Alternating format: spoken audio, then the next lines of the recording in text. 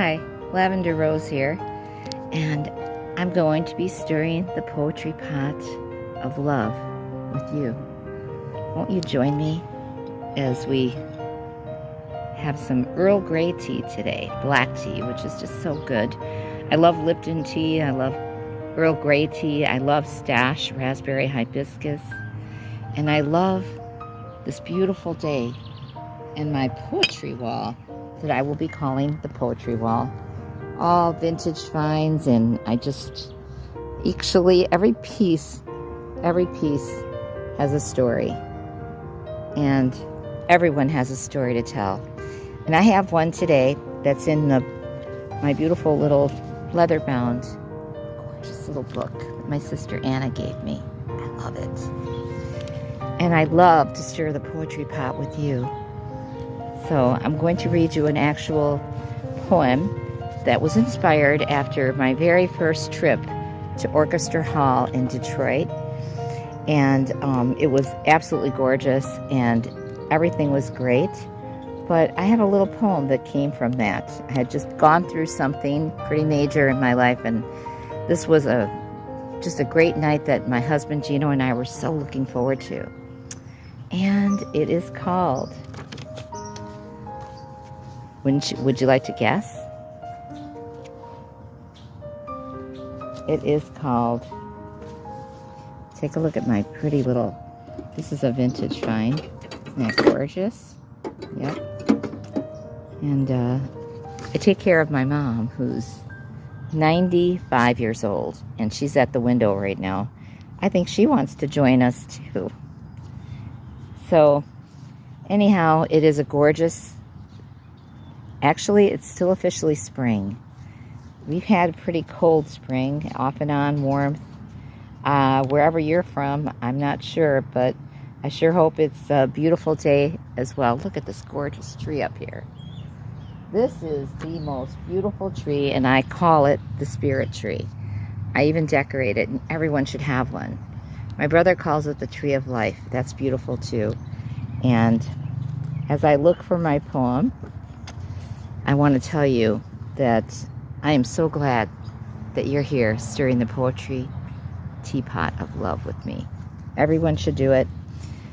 Grab a pencil and a piece of paper and just start writing your thoughts. You might be inspired on a walk with your dog. You might be inspired when you're just sleeping and you wake. Hi, I'm back. The poem that I'm going to read you is called Jeans and Beethoven.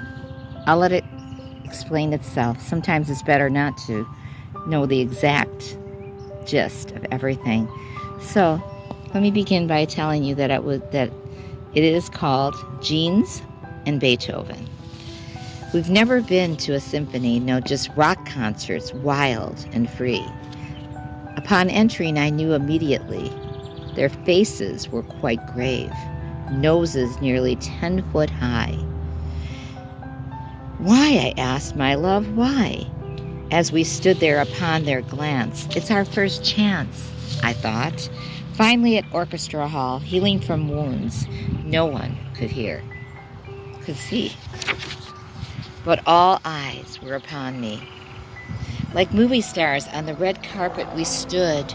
People stared, dressed to the nines, nicely dressed in our jeans cameos and scarves, while a woman did approach.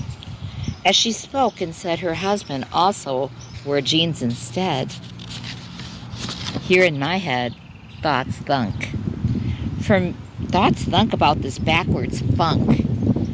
For men okay, but not for me. What's this, I ask? I'm only here for Beethoven's third piano concerto, escaping from last month's trying reality.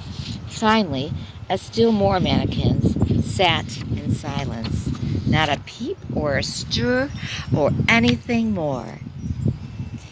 Intermission came, time to leave, and as we did, the couple beside our seats rose and said, "Next time we have to get up, there'll be a charge." Ha ha ha.